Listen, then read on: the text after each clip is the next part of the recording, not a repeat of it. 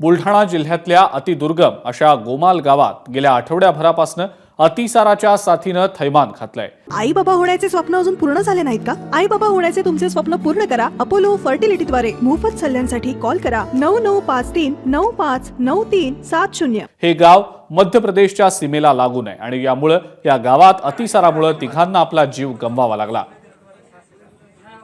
या गावात कुणाला काही आजार झाल्यावर झोळीतनं रुग्णालयात न्यावं लागतं।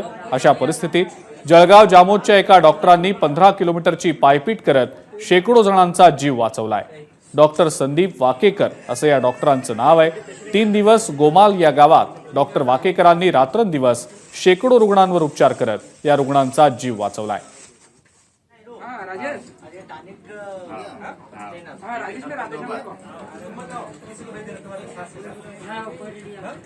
त्यांच्याशी संवाद साधलाय आमचे प्रतिनिधी डॉक्टर संजय महाजन यांनी। डॉक्टर संदीप वाकेकर आता आपल्या सोबत आहेत। सर, खरं तर आपलं अभिनंदन, तुम्ही आज प्रशासनाला बरीच मदत केली। कसा आजचा दिवस कसा आणि कसा अनुभव होता?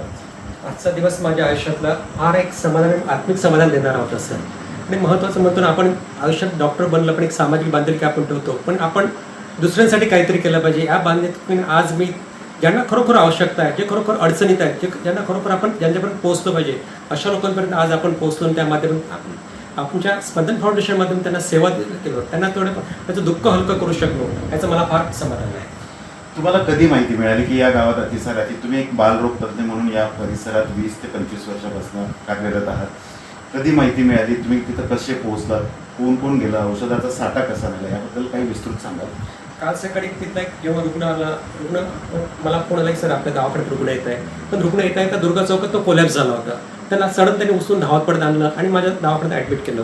तेव्हा जेव्हा मी त्यांना विस्तार विचारलं तर तेव्हा त्यांनी सांगितली परिस्थिती, तर मागच्या 2-3 दिवसात 2 बालकं गमावली, त्यानं आपला जीव गमावला। सोबत एक 16 ते 18 वर्षाची एक मुलगी होती, तिने पण आपला रस्त्याअभावी किंवा औषधोपचाराअभावी ती जळगावपर्यंत पोहोचू शकली, तिचा पण जीव गेला। तेव्हा मन हेलावून मन गहिवरून गेला आणि मनाला वाटलं आपण कुठतरी काहीतरी एक सामाजिक कार्य आपण केलं पाहिजे, सामाजिक बांधिलकी पोहोचलं, त्या लोकांपर्यंत आपण पोहोचलं पाहिजे। या भावनेतून आज आम्ही ठरवलं की आज सकाळीच आपण तिथं जायचं। आपला जे स्पंदन फाउंडेशनचे मेंबर्स असतील, आपला जो हॉस्पिटलचा स्टाफ असेल, या स्टाफला आपण घेऊन जायचं। जाताना अडचण पण होती, भिंगारापर्यंत गाडी जात होती, त्यापुढे नंतर 40 साखरेपर्यंत फार कठीण रस्ता, नंतर त्यापुढे पूर्ण पायी जाण्याचा रस्ता पण दगडाळ असेल, गारा असेल, रस्त्याने चिखल असेल, त्या रस्त्यातनं वाट काढत आपल्याला तिथपर्यंत पोहोचावं लागलं। औषधोपचार साठा नेताना आपण डोक्यावर साठा न्यावा लागला, कारण की माहीत आहे त्या लोकांना आवश्यकता आहे आज, आणि या लोकांना आवश्यकता असेल, सलाईन असेल, औषधोपचारचे बॉटल्स असतील, गोळ्या असतील, इंजेक्शन असेल, आम्ही हे सर्व सोबत कॅरी केलं होतं आणि त्या लोकांपर्यंत आम्ही पोहोचतो सर। तुम्ही आज किती रुग्णांवर त्या ठिकाणी उपचार केले? त्या रुग्णांची परिस्थिती आता सध्या कशी? आम्ही जवळपास 220 ते 220 रुग्णांना त्या ठिकाणी आमच्या टीमने तपासलं आणि जवळपास प्रत्येक रुग्णाचा आम्ही ते समाधान करण्याचा प्रयत्न केला। जवळपास 20 ते 30 रुग्णांना आम्ही तिथे सलाईनद्वारे उपचार केला, इंजेक्शनद्वारे उपचार केला, आणि त्या रुग्णांना एक भीती जी होती, परवाच्या मागे 3 घटना ज्या घडल्या, त्यामुळे त्यांच्या मनात जी भीती होती ती भीती आम्ही घालवण्याचा प्रयत्न केला। त्यांना सांगितलं अशा गोष्टी होत राहतात, पण तुम्ही धीर सोडायचा नाही, आणि तुम्हाला यापुढे आपल्याला जे पाणी प्यायचं आहे, आपल्याला पाणी उकळून पाणी प्यायचं आहे, स्वच्छ वस्तू खायचे, हात धुवायचे, आणि जी आरोग्याची काळजी आपण आधी घेतो ती पण आरोग्याची काळजी आपल्याला पुढे घ्यायची आहे। प्रशासनाची आजच्या तुमच्या या समाजकार्यात काही मदत झाली? प्रशासनाच्या या समाजकार्यात आम्ही जेव्हा तिथे पोहोचतो जवळपास 1.5 ते 2च्या दरम्यान एक वैद्यकीय अधिकारी तिथे पोहोचले होते, योगेश वाघ म्हणून पोहोचले होते, ते आमच्यासोबत होते, पण तोपर्यंत आमचा जवळपास कॅम्प हा जवळपास पूर्ण संपत आलेला होता।